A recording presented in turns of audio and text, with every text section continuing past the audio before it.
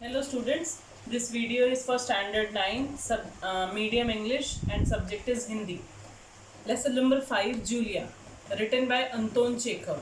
ये जूलिया जो एक पाठ है, बहुत ही सुंदर पाठ है। यहाँ पर हम लोगों को अंतोन चेखव जी ने ये पाठ लिखा हुआ है और वे एक रूसी साहित्यकार थे, यानी वो भारतीय नहीं थे, रूसी साहित्यकार थे, लेकिन उन्होंने बहुत अच्छी अच्छी कहानियाँ लिखी हैं जिसके माध्यम से उन्होंने सामाजिक कुरीतियों यानी हमारे समाज में जो बुराइयां हैं उसको व्यक्त करते हुए व्यंग्यात्मक चित्रण किया है।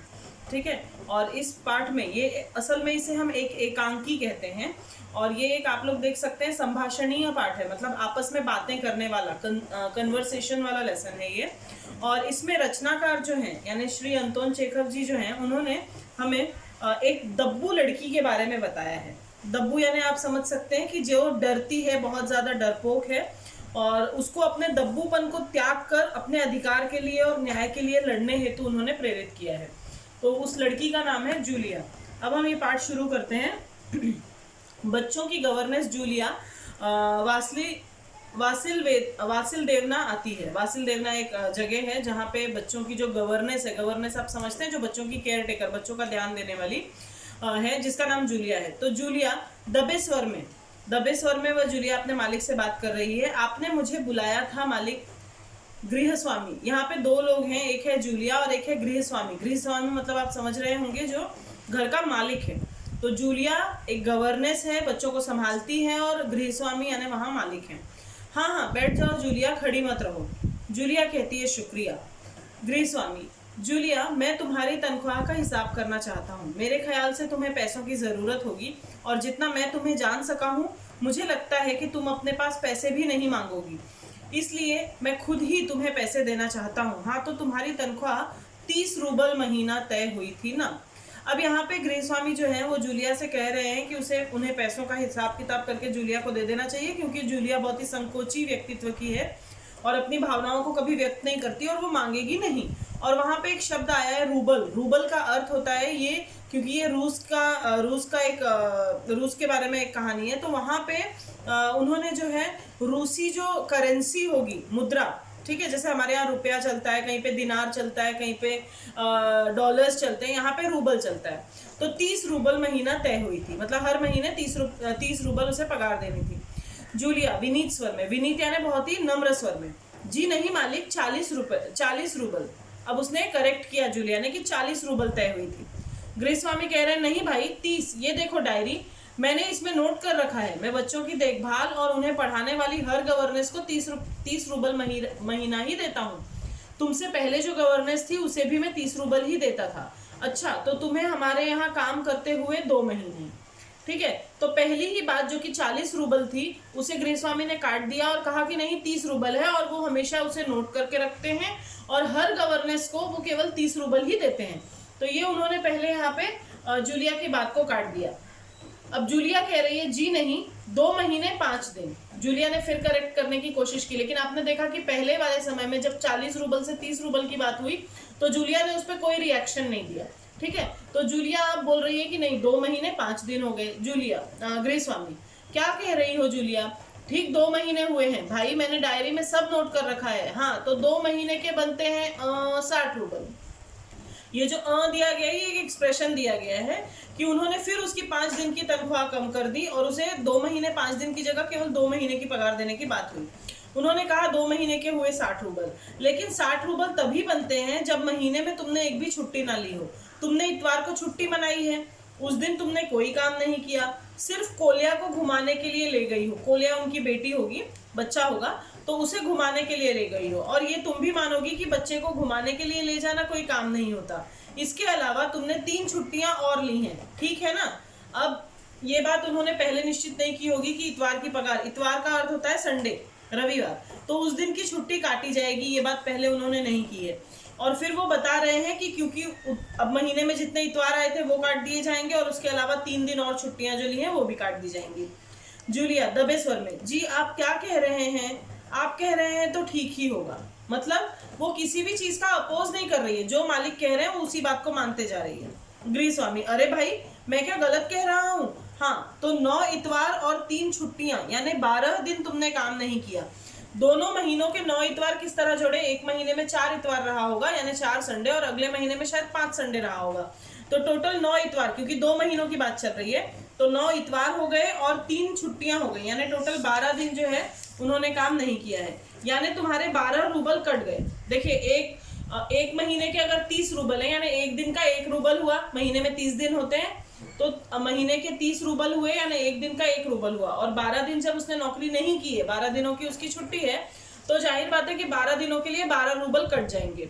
उधर कोल्या 4 दिन बीमार रहा, अच्छा कोल्या शायद बेटा है, उधर कोल्या 4 दिन बीमार रहा और तुमने सिर्फ वान्या को ही पढ़ाया। पिछले हफ्ते शायद 3 दिन दांतों में दर्द रहा था और मेरी पत्नी ने तुम्हें दोपहर के बाद छुट्टी दे दी, तो 12 और 7 19।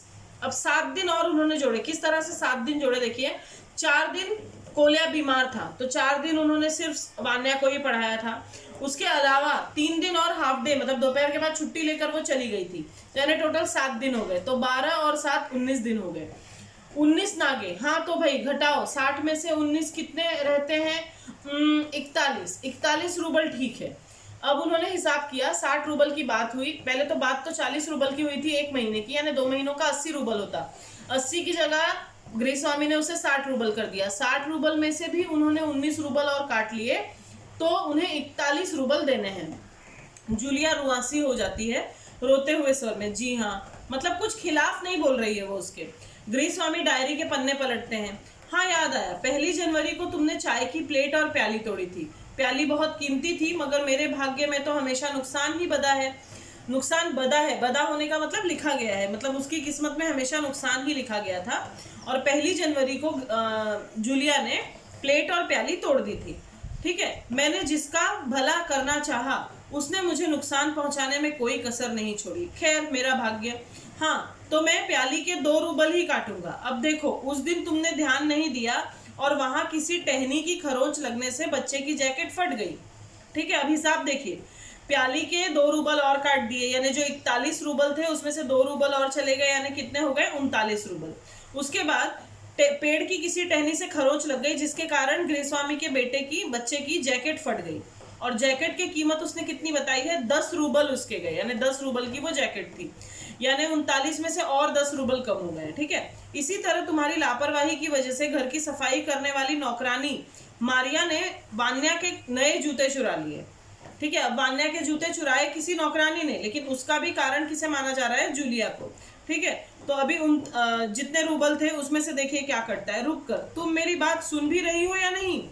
अब एक बार वो डांट रहा है उसे कि तुम ध्यान से सुन रही हो मेरी बात, मैं क्या कह रहा हूँ। जूलिया ने कहा मुश्किल से अपनी रुलाई रोकते हुए। ठीक है, बहुत ही कोशिश कर रही है कि वो ना रोए, क्योंकि उसका बहुत नुकसान हुआ जा रहा है, फिर भी वो चुपचाप है और कह रही है जी सुन रही हूँ।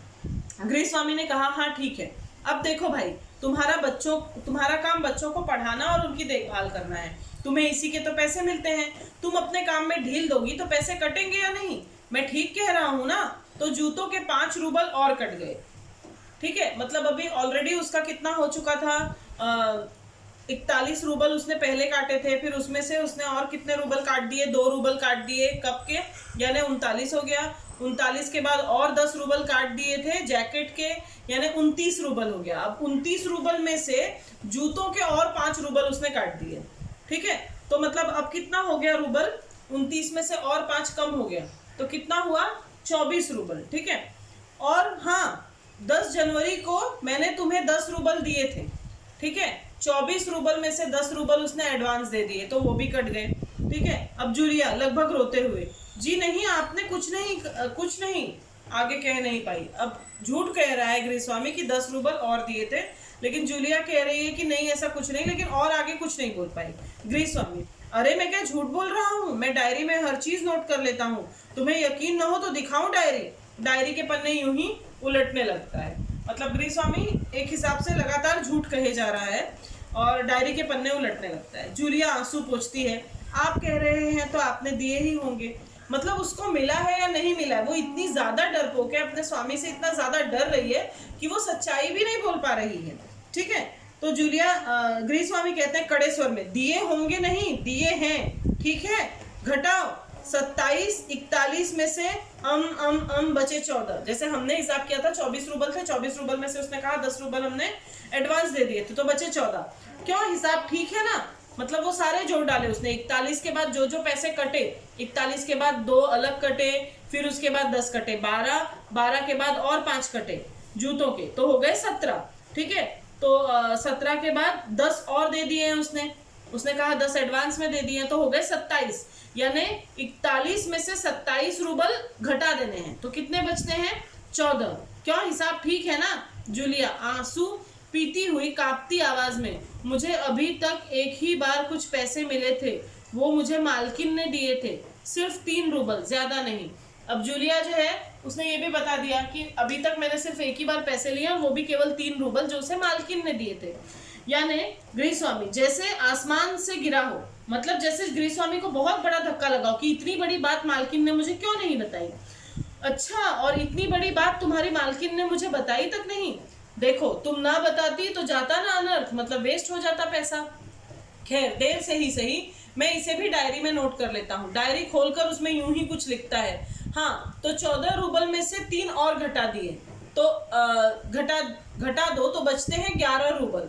देते हुए संभाल लो, गिन लो, ठीक है ना। अब मतलब जो उसकी तनख्वाह 80 रूबल होने वाली थी, उसकी जगह उसके हाथों में रखे गए 11 रूबल केवल।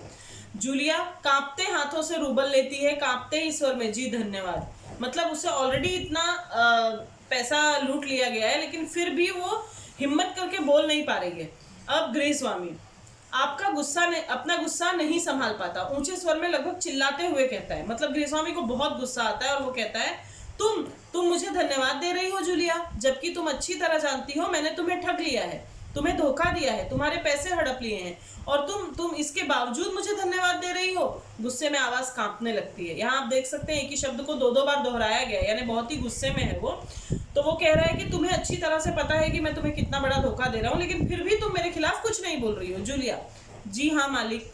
अब बहुत ही गृहस्वामी गुस्से से तुतलाने लगता है, मतलब इतना ज्यादा फास्ट बोलने लगता है कि उसे बहुत ज्यादा गुस्से की वजह से थोड़ा तुतलाने की भाषा में वो बोलता है, जी हाँ मालिक, जी हाँ मालिक। क्यों जी हाँ मालिक, बहुत ही गुस्से में आ जाता है। जूलिया डर जाती है भयभीत स्वर में, अब क्योंकि उसके गुस्से से एक तो पैसे भी कम मिले, ऊपर से और गृहस्वामी भड़का हुआ है, तो वो और ज्यादा डर गई है। तो उसने कहा, क्योंकि इससे पहले मैंने जहां जहां काम किया उन लोगों ने तो मुझे एक पैसा तक नहीं दिया, आप कुछ दे तो रहे हैं। मतलब जूलिया इस कदर डरपोक थी कि लोग हमेशा से ही उसे ठगते आए हैं, और वो इस चीज से खुश थी कि पहली बार उसे कोई तनख्वाह मिली है। गृहस्वामी क्रोध के कारण कांपते उत्तेजित स्वर में, अब गुस्से में बहुत ज्यादा गृहस्वामी आ गए हैं और बहुत ही ज्यादा उत्तेजित, यानी बहुत ही गुस्सा भरा हुआ है, तो तेज आवाज में वो कह रहे हैं, उन लोगों ने तुम्हें एक भी पैसा नहीं दिया जूलिया, मुझे ये बात जानकर जरा भी आश्चर्य नहीं हो रहा। जूलिया, मुझे इस बात के लिए माफ कर देना कि मैंने तुम्हारे साथ एक छोटा सा क्रूर मजाक किया था। देखो, क्रूर यानी क्योंकि वो बहुत गुस्से में कह रहा था, और मजाक इसलिए क्योंकि वो उसके पूरी तनख्वाह देने वाला था, तो इसलिए बहुत ही गुस्से में उसने ये कहा कि मुझे आश्चर्य बिल्कुल नहीं हो रहा है, क्योंकि तुम इतनी डरपोक हो कि लोगों ने सच में तुम्हें पैसे नहीं दिए होंगे। पर मैं तुम्हें सबक सिखाना चाहता था। देखो जूलिया, मैं तुम्हारा एक पैसा नहीं मारूंगा, जेब से निकाल कर ये है तुम्हारे 80 रूबल, पूरी की पूरी तनख्वाह उसे दे देते हैं गृहस्वामी। मैं अभी इन्हें तुम्हें दूंगा, लेकिन इससे पहले मैं तुमसे कुछ पूछना चाहूंगा। जूलिया, क्या ये जरूरी है कि इंसान भला कहलाने के लिए इतना दब्बू, भीरू और बोदा बन जाए कि उसके साथ जो अन्याय हो रहा है उसका विरोध तक ना कर पाए? ये सवाल किसने पूछा है? गृहस्वामी ने पूछा है जूलिया से, कि ये कोई जरूरी तो नहीं है कि हमें अच्छा इंसान होने का मतलब ये नहीं होता है कि लोग हमारा फायदा उठाएं। यहाँ पे 3 विशेषण इस्तेमाल किए गए हैं, दब्बू, भीरू और बोदा। ठीक है, तीनों का ही मतलब वही डरपोक और थोड़ा दबा हुआ सा इंसान होता है, तो उस तरह के शब्द यूज किए गए, विशेषण यूज किए गए। बन जाए कि उसके साथ जो अन्याय हो रहा है उसका विरोध तक ना कर सके, ये तो गलत बात है ना। तो बस खामोश रहे और सारी ज्यादतियां सहता रहे। ज्यादतियां यानी अत्याचार, तो चुपचाप खड़े रह के सारा अत्याचार सहे, ये जरूरी तो नहीं है ना। नहीं जूलिया नहीं, इस तरह खामोश रहने से काम नहीं चलेगा। अपने को बचाए रखने के लिए तुम्हें इस कठोर, क्रूर, निर्मम और हृदयहीन संसार से लड़ना होगा। अब देखिए, संसार को 3-4 विशेषण दिए गए हैं। संसार कैसा है? संसार कठोर है, क्रूर है, निर्मम है और हृदयहीन है। कठोर यानी थोड़ा सा स्ट्रिक्ट, क्रूर यानी जो दूसरों को धोखा देता है, निर्मम यानी जिसके अंदर ममता नहीं है, और हृदयहीन जिसके अंदर दिल नहीं है। ठीक है। तो ऐसा संसार है, और इसमें अपने आप को अगर बचा कर रखना है तो हमें लड़ना पड़ेगा दूसरों से अपने अधिकार के लिए। अपने दांतों और पंजों के साथ लड़ना होगा, पूरी शक्ति के साथ। दांतों और पंजों को यहाँ पे शस्त्र बताया गया है, तो किसके साथ लड़ना है? हमें दांतों और पंजों के साथ लड़ना है। मत भूलो जूलिया, इस संसार में दब्बू और रीढ़हीन लोगों के लिए कोई स्थान नहीं है, कोई स्थान नहीं है। मतलब ये वो समझा रहा है कि ये जो संसार है, क्योंकि ये कैसा है, अभी अभी हमने देखा कि ये कठोर है, क्रूर है, निर्मम है, हृदयहीन है। तो ऐसे समय में किसी भी दब्बू और रीढ़ रहित, देखो रीढ़ का मतलब होता है बैकबोन, और रीढ़ रहित का मतलब होता है विदाउट बैकबोन। तो जिस इंसान के शरीर में रीढ़ ही नहीं है, जो सीधा खड़ा तक नहीं रह पाता, ऐसे इंसान के लिए इस दुनिया में कोई जगह नहीं है। यहाँ पे रीढ़ रहित का मतलब ये नहीं है कि आपको सच में रीढ़ नहीं है, यहाँ पे ये है कि अगर आप स्ट्रांग नहीं हो तो आपके लिए इस दुनिया में कोई भी जगह नहीं है। तो इस तरह से हिंदी में बहुत ही अच्छा ये एकांकी लिखी गई है अंतोन चेखव जी द्वारा, जिसका नाम है जूलिया। धन्यवाद।